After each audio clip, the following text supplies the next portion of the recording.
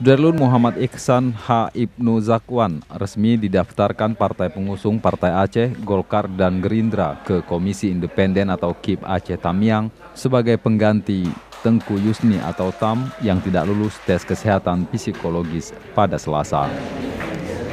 Muhammad Ihsan didampingi calon Bupati Insinyur Rusman, Ketua Golkar Tamiang Tengku Tusni, Ketua Partai Aceh Dilza Fatia atau Sahar, dan Sekretaris Partai Gerindra Tamiang serta pengurus ketiga partai dan simpatisan. Saya serahkan berkas KIP untuk dapat diverifikasi. Terima kasih. Kalaupun dia dinyatakan juga tidak lulus, kami dalam bentuk kekecewaan yang besar dan kami sudah mempersiapkan alternatif lain. Pendamping kami Saudara Ihsan, Muhammad Ihsan,